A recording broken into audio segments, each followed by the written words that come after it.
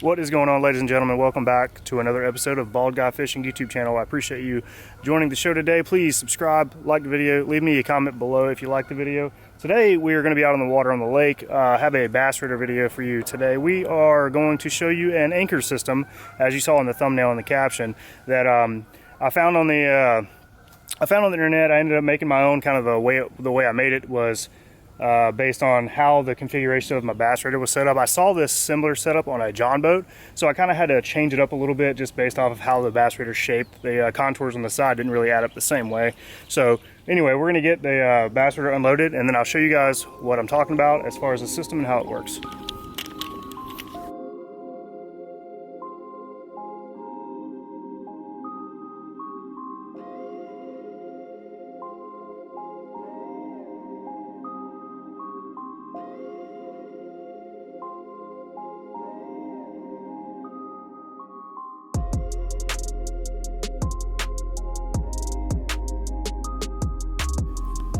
All right, ladies and gentlemen, we have the Bassraider set up. Everything's ready to go. Got my rod, reel, my battery, my trolling motor's connected. I didn't bring a big seat. It's a little inconvenient to try to walk around the seat that I have, the swivel seat. So I just bought a good old trusty cooler, and then bare minimum bag of soft plastics. The purpose of today's video really is to explain these manual power pole system that I built.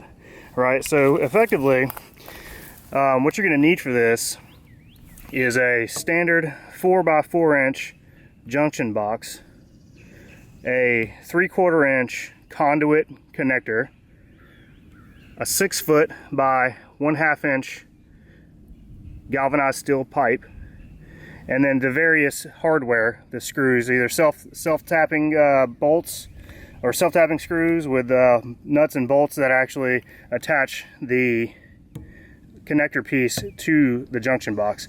So all I did was pop the cap off, screw these two on the sides. As you can see, there's a screw hole on both sides of the junction box, and then I put 4 additional screws on the inside of this just to make sure it's a little more sturdy. Then I put the 1/2 inch tube after I connected this with nuts and bolts. As you can see, there's my pilot holes to be able to actually screw and tighten down the bolts to the junction box.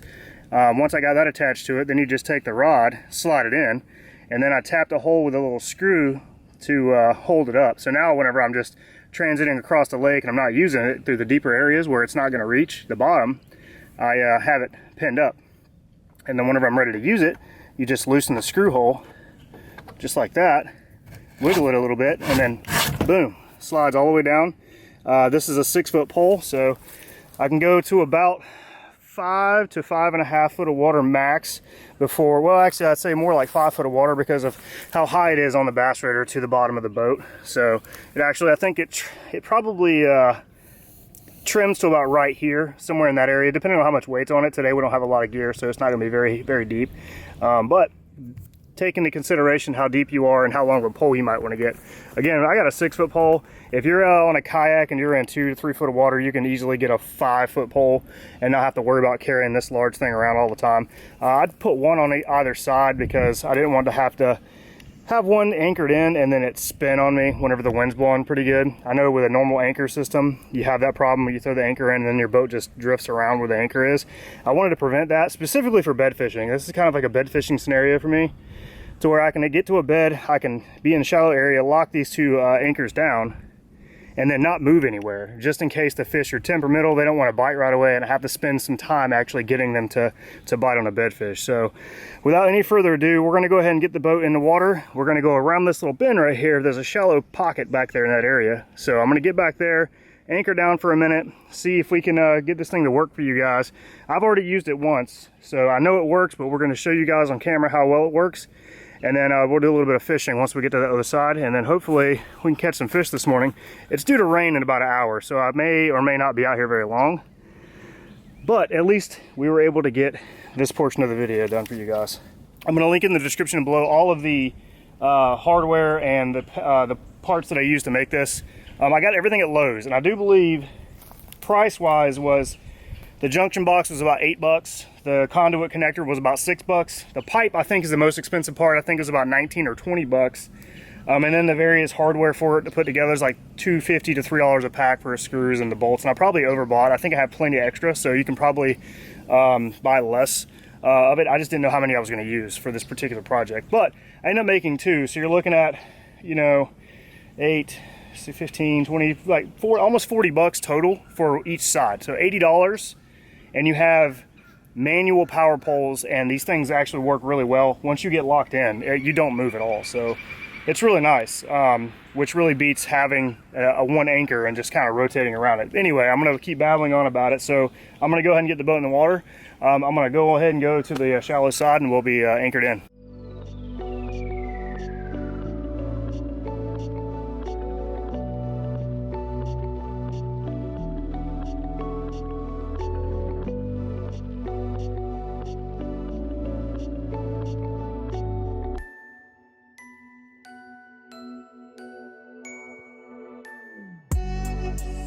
So we're at our shallow little pocket. We're back here in this corner. Seeing some bass swimming around this area, possibly some beds. So I'm gonna stop here, lower our anchor down to the water, stake it in right there really good. Already got the other side in, as you can see, nice and tight. Doesn't really move any, doesn't really give it a lot of shake. Some things you might want to take into consideration when you're building it, which I'm gonna do. A few different things is make sure you get a cap, something that's bigger than the hole, so it doesn't slide all the way through, just in case you accidentally drop it down in deeper water than you anticipate. That's something I'm going to do here in the future. Along with that, you might want to, whenever you go to do your tap hole for your screw, for your like little retainer screw to hold it up, tap a hole instead of just drilling a pilot hole. Make sure the threads actually work very well. I kind of put this together overnight. I was kind of in a crunch for time. Tapped a little hole, so this is a little difficult to turn and keep tight. If you actually tap a hole in it, it'll probably work a little bit better. That's something I didn't do.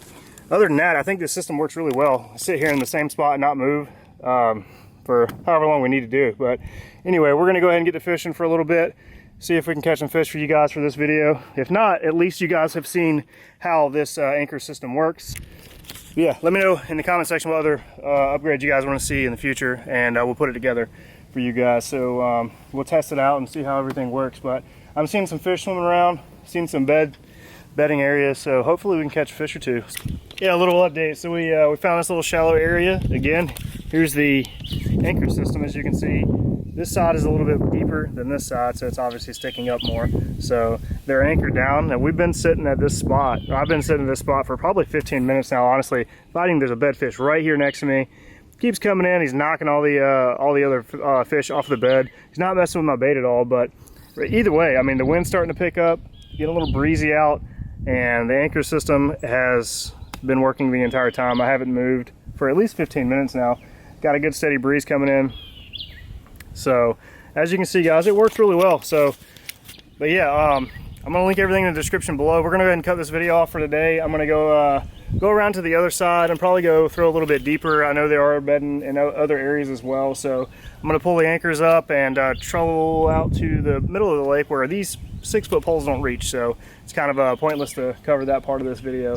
So maybe stay tuned for another video. Hopefully I can get out there in a minute and get on some bass, and you guys will see that video soon. But thanks for watching, I appreciate it. Make sure you subscribe, like the video, make a comment below, let me know again what you guys want to see in the future. I think this system could work for not only these bass raiders, but kayaks, john boats, any smaller craft like this that you don't want to spend $600 or more on a micro power pole. Those things are so expensive. This is $80 total, and they work fine. You just have to put a little bit of labor into it, and you don't have to hook it up to a battery or any of that stuff. So again, yeah, shoot me some messages and let me see what you guys are making, and perfectionize the system to where it's easy, it's streamlined, it bolts right up, and you know, it's easy to use. But anyway, again, thanks you guys for showing up. Appreciate the views, and stay tuned for the next video.